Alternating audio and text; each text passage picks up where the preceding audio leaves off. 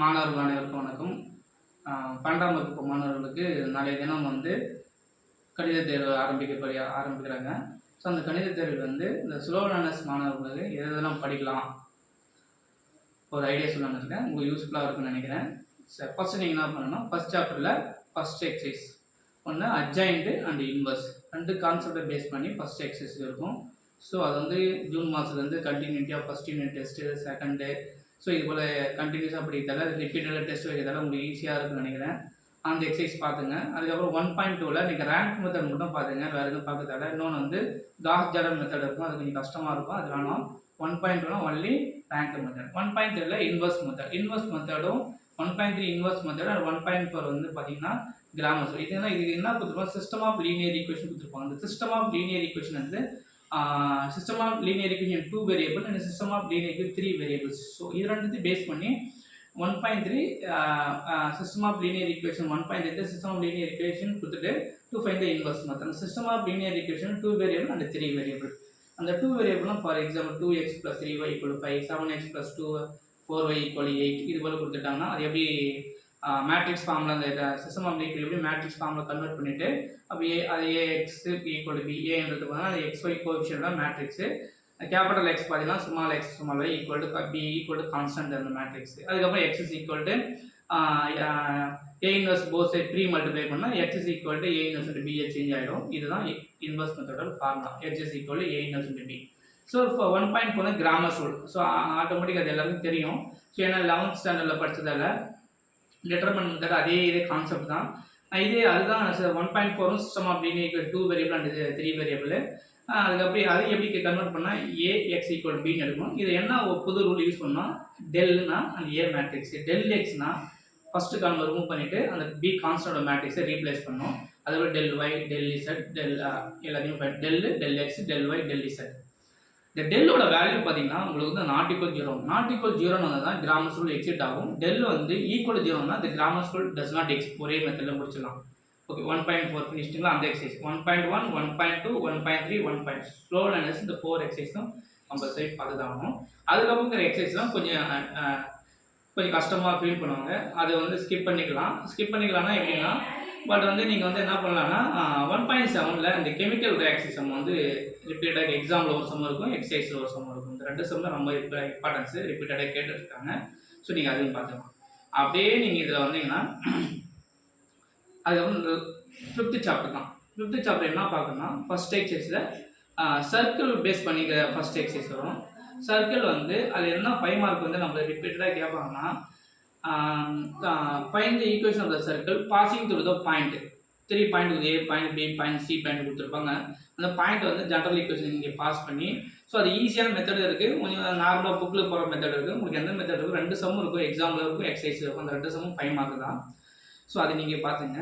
அது 5.1 ஈஸி, எல்லாமே ஈஸி தான். Equation of the circle passing through the origin x² + y² = r². Equation of the circle find the equation of circle center and radius கொடுத்தோம்னா x - h the whole square plus y - k the whole square equal r square. அந்த formula use பண்ணிக்கலாம்.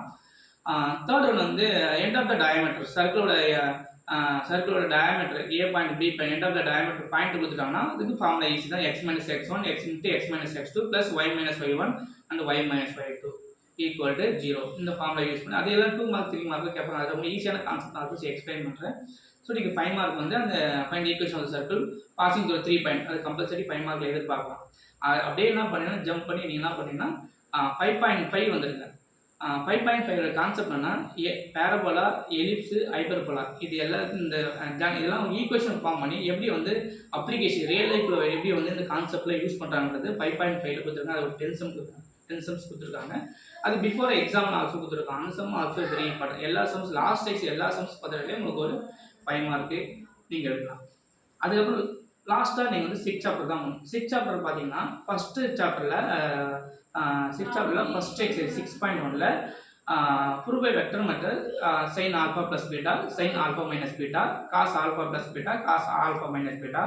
So இது இந்த trigonometry formula எல்லாமே வந்து vector method நீங்கள் show பண்ணி ஆகணும். அதுக்கப்புறம் பார்த்தீங்கன்னா altitude prove by altitude of lines are confident ஒரு சம் எக்ஸாம்பிள் சம் இருக்கும். ஸோ அந்த சம் ஆல்சோ வெரி இம்பார்ட்டன்ட்டு. 6.3ல ஃபோர்த்து சம்மும் அந்த 6.3யோட லாஸ்ட் எக்ஸாம்பிள் சம்மும் ரொம்ப ரொம்ப 5 மார்க், இம்பார்ட்டன்ஸ் 5 மார்க்கு. அதுக்கப்புறம் பார்த்தீங்கன்னா இங்கே 6.5 இந்த பாயிண்ட் ஆஃப் இன்டர்செக்ஷன் ஒரு கான்செப்ட் இருக்கும். ஸோ அதுவும் ஆல்சோ வெரி இம்பார்ட்டன்ஸ் 5 மார்க்கு. 6.7 பார்த்தீங்கன்னா 1.2 parallel, 2.1 parallel, 3.1 ஸோ அந்த கான்செப்டில் கம்பல்சரி ஒரு 5 மார்க்கு இந்த எக்ஸாமுக்கு நீங்கள் எதிர்பார்க்கலாம். ஸோ இதை மட்டும் நீங்கள் படித்தாலே இந்த ஸ்லோ லேர்னர்ஸ் தேவையான நீங்கள் ஈஸியாக மார்க் எடுத்துக்கலாம். இன்னொன்று செகண்ட் சாப்டர் தேர்ட் சாப்டர் என்ன பண்ணலாம்னா மிஸ் கொடுத்துருப்பாங்க இந்த இம்பார்ட்டன்ட் சம்ஸ்லாம், அதை மட்டும் நீங்கள் பார்த்தா போதும். செகண்ட் சாப்டர் என்னென்னா பார்க்கலாம்னா காம்ப்ளெக்ஸ் நம்பரில் straight and prove triangle inequality, so அது பார்க்கலாம். இந்த argument of z - 1 by z plus 2 equal to pi/4 or pi/2, இந்த some is also very important sums. So இது மிஸ் சார் ஆல்ரெடி ஸ்கூலில் சொல்லியிருப்பாங்க, அந்த பாட்டு கூட நீங்கள் பார்த்தா போதும். 4th சாப்டர் பார்த்தீங்கன்னா ஃபோர்த் சாப்டர் பார்த்தீங்கன்னா ரிப்பீட்டட் இந்த domain of sine inverse x, cos inverse x, tan inverse x, இதில் வந்து கம்பல்சரி ஒரு 5 மார்க்கு இந்த எக்ஸாமில் எதிர்பார்க்கலாம். ஸோ அதுவும் ஸ்லோ லேர்னர்ஸ் நீங்கள் பார்த்துக்கலாம். லாஸ்ட் இந்த tan inverse of x minus 1 by x plus 1 plus tan inverse of x plus 2 by x minus 3 equal to something either pi by 4. For example நானே ஒரு நம்பர் சொல்கிறேன், இது ஒரு ஃபார்மெட்டில் ஒரு சம் இருக்கும். ஸோ அந்த sum very importance 5 marks. So இதெல்லாம் பார்த்தீங்கன்னா இந்த ஸ்லோ லேர்னர்ஸ் பார்க்கக்கூடிய சம்ஸு. ஓகேங்களா? தேர்ட் சாப்டர் நீங்கள் பார்க்கணும்னா தேர்ட் சாப்டரில் பார்த்தீங்கன்னா லாஸ்ட் எக்ஸசைஸ் வந்து கொஞ்சம் ஈஸியாகவும் இருக்கும். என்னென்னா டெசர்ட் ரூல் ஒன்று இருக்கும். அந்த ரூலில் பார்த்தீங்கன்னா அது வந்து 2 மார்க்கும் கேட்பாங்க, 3 மார்க், சம்டைம் வந்து 5 மார்க்கும் கேட்குறாங்க. அந்த எக்ஸசைஸ் வெறும் ஸ்லோ லேர்னர்ஸ் ரொம்ப சிம்பிள். ஸோ அதை நீங்கள் பார்த்துக்கலாம். ஸோ இதெல்லாம் பார்த்தீங்கன்னா இந்த ஸ்லோ லேர்னர்ஸ் வந்து பார்த்தீங்கன்னா ஒரு ஈஸிலி ஒரு 50 to 60 மார்க் எடுக்கலாம்.